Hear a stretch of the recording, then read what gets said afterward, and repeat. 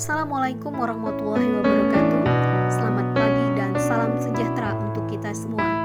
Semoga saudara mahasiswa tetap dalam keadaan sehat, semangat, dan sukses. Masih bersama Profesor Dr. Andi Mapiari AT MPD pada mata kuliah Konseling Humanistik.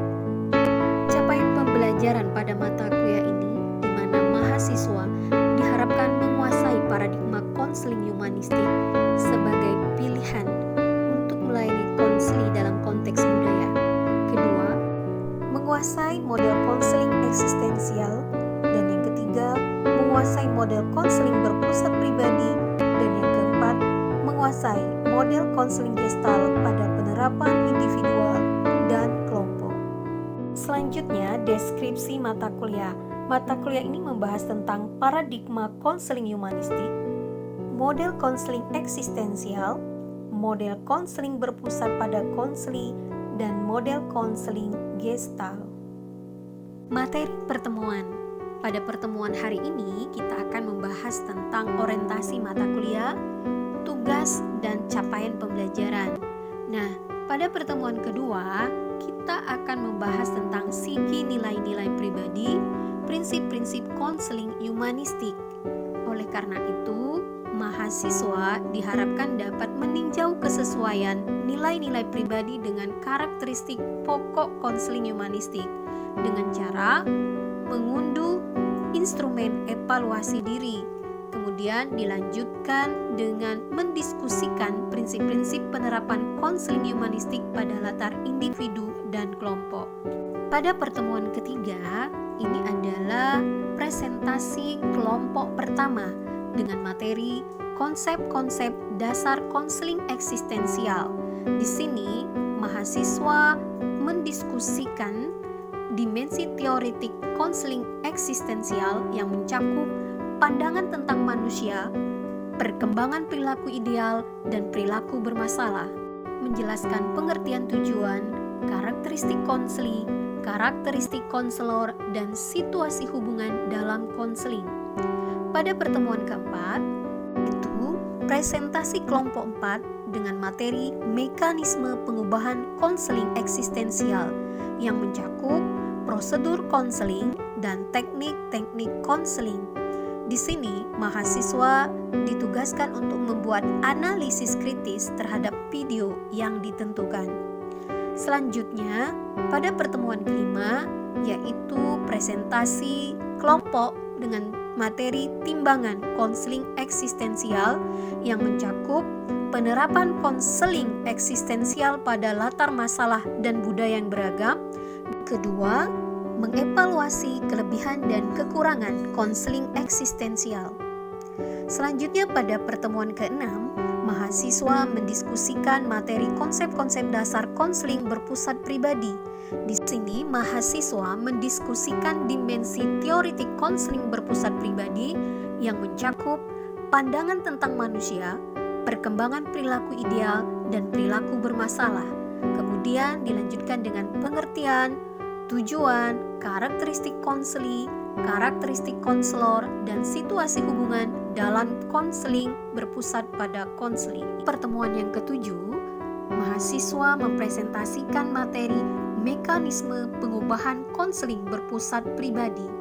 Di sini, pembahasan yang dijelaskan adalah prosedur konseling dan teknik-teknik konseling. Dan pada pertemuan ke-8, mahasiswa akan mengerjakan UTS dengan soal-soal esai atas pokok bahasan pertama sampai dengan ke-7. Nah, pada pertemuan ke-9, mahasiswa membahas skenario konseling berpusat pribadi.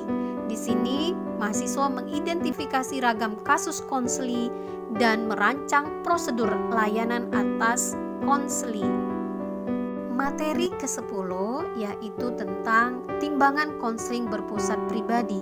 Di sini mahasiswa menelaah penerapan konseling berpusat pribadi pada latar masalah dan budaya yang beragam dan mengevaluasi kelebihan dan kekurangan konseling berpusat pribadi. Pada pertemuan yang ke-11, presentasi kelompok 9 dengan materi konsep-konsep dasar konseling gestalt.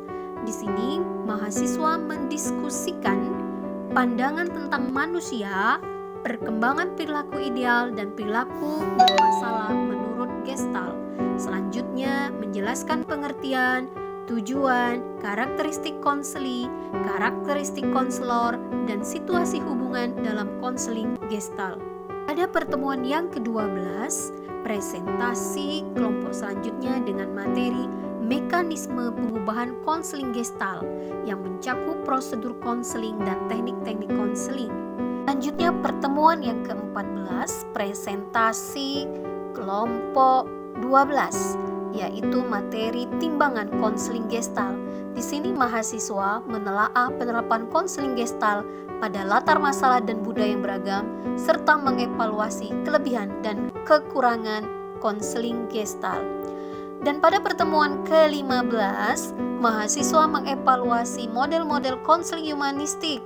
Nah, mahasiswa menyeminarkan keunikan, kelebihan, dan kekurangan model-model konseling humanistik yang telah dibahas, disertai dengan pembahasan konseling humanistik perspektif Robert Karkup. Selanjutnya tibalah kita pada pertemuan terakhir, yaitu ujian akhir semester. Nah, untuk saudara mahasiswa perlu diperhatikan bahwa perkuliahan ini wajib dihadiri sebanyak 16 kali atau minimal 80% kehadiran. Pelaksanaan perkuliahan dilakukan secara online baik menggunakan si Pejar, Edmodo, Google Meet, grup WhatsApp, atau email. Nah, kepada mahasiswa diharapkan dapat mengerjakan semua tugas yang diberikan oleh dosen yang berupa tugas kelompok, menyusun makalah, kemudian menganalisis video, serta tugas individual membuat peta kognitif pada masing-masing model konseling humanistik.